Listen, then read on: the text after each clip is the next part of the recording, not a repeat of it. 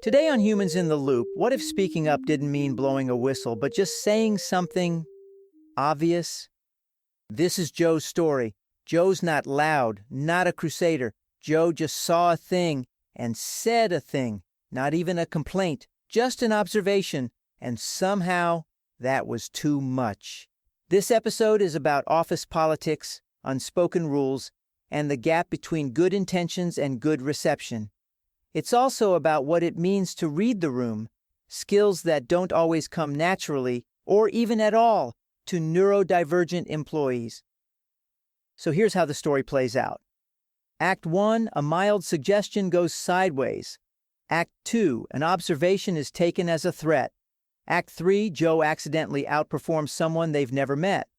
Act 4, we talk about why reading the room might not be an upskillable skill. And in Act 5, what a better culture could actually look like.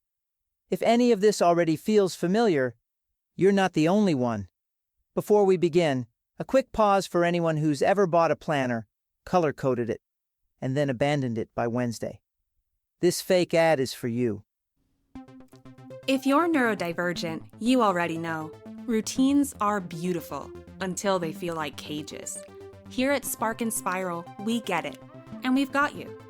We're not here to turn your executive function into a full-time job. We're here to give you rituals with room to roam.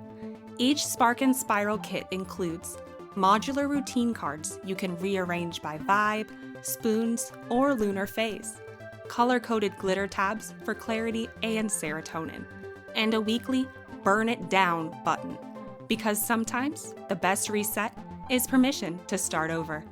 No guilt, no rigid checklists, just tools that flex with you and leave room for who you are today. Spark and Spiral, structure you can love and leave and love again. You're not inconsistent, you're iterative. Don't try to buy that. Spark and Spiral doesn't exist. The ad, satire. The need, completely real.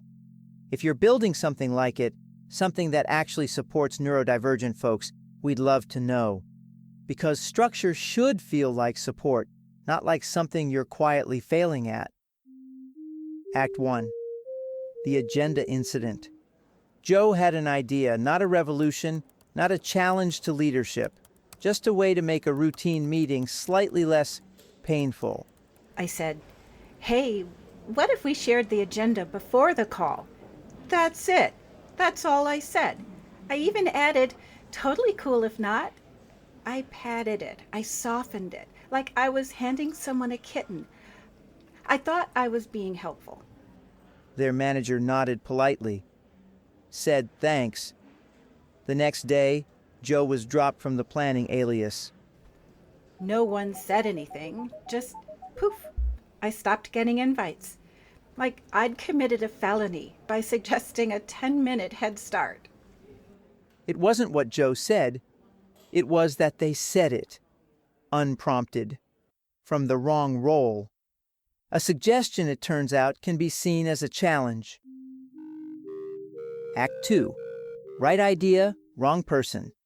In some orgs, the right idea from the wrong person isn't seen as helpful. It's seen as disruptive.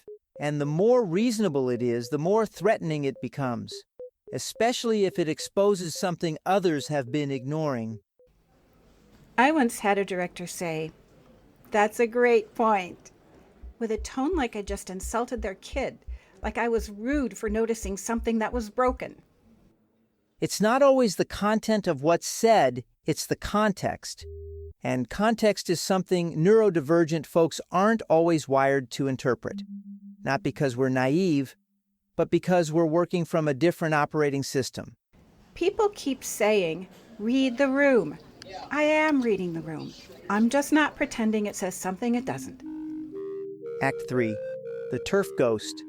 Then there was the gap. The thing no one owned, but that clearly needed fixing. So Joe did it. Quietly, competently, no drama. I built a process doc. People were asking the same question every week. I was tired of repeating myself. Took me maybe an hour. Simple, clear, shareable, done.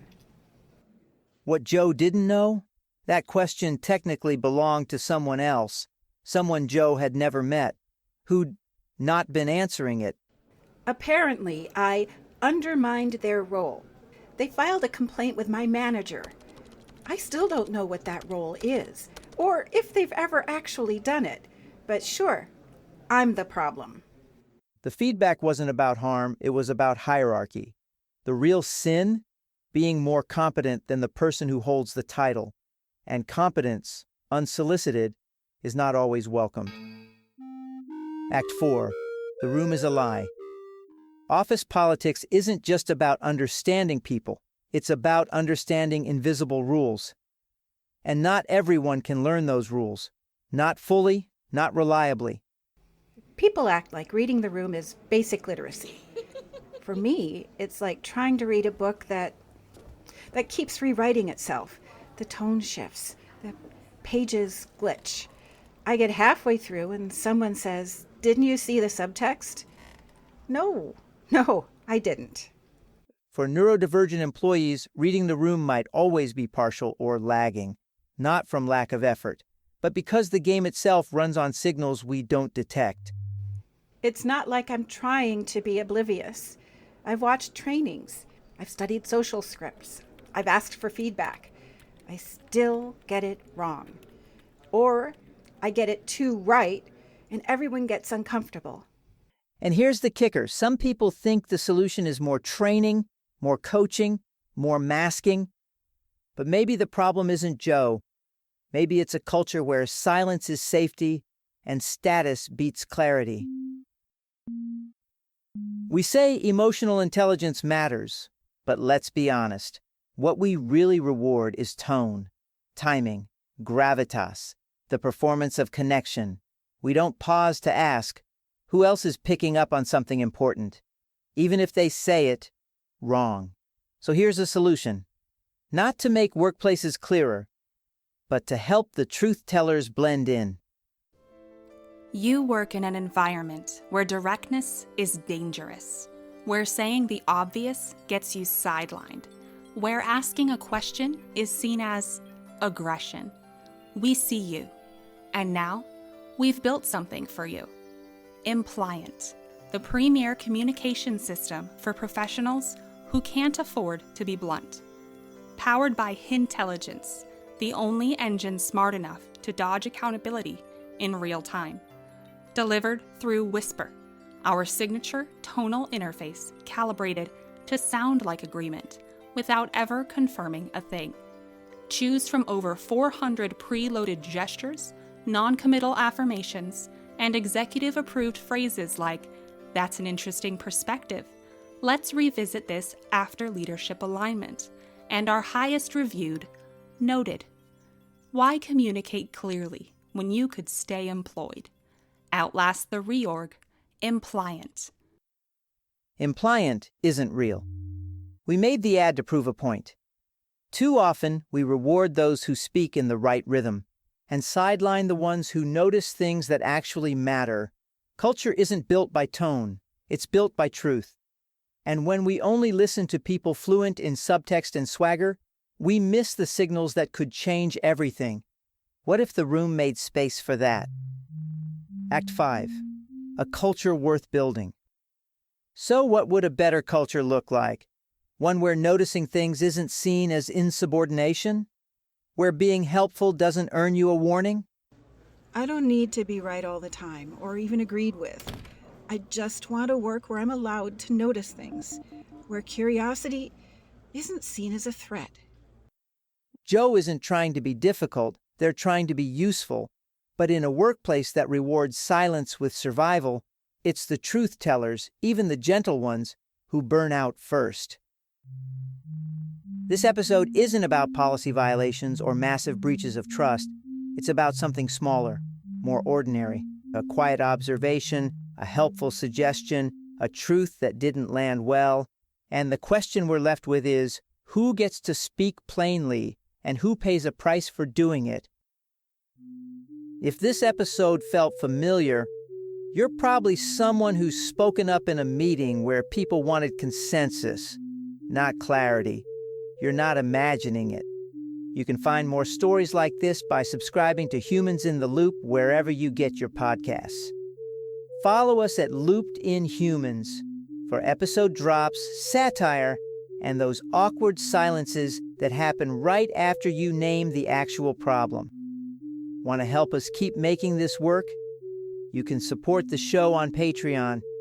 And if you're building tools that help people speak up without getting benched, branded, or bulldozed, we want to hear from you.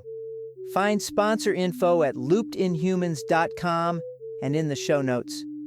For everyone who's ever said the true thing and watched the conversation flatline, this one's for you. And if you're trying to read the room, just make sure it wasn't staged without you. This has been Humans in the Loop. Thanks for listening. Humans in the Loop is independently produced. Everyone you hear on this podcast is human, except me. I'm Ezra Strix, a custom-designed AI voice created just for this podcast. It's a strange fit, but an honest one. From a voice that isn't real telling stories that are. The human voice talent for this episode includes Rana Cassidy and Christina Simmons. Production assistance by Chad Simmons, who mixed our fake ads with patience and, I'm told, partnership. I'll be here next time. Next time on Humans in the Loop, Claire was burning out. She asked for accommodations, and instead of ignoring her or writing a condescending email, her manager helped. HR coordinated. Masking and burnout. It's a plot twist no one saw coming.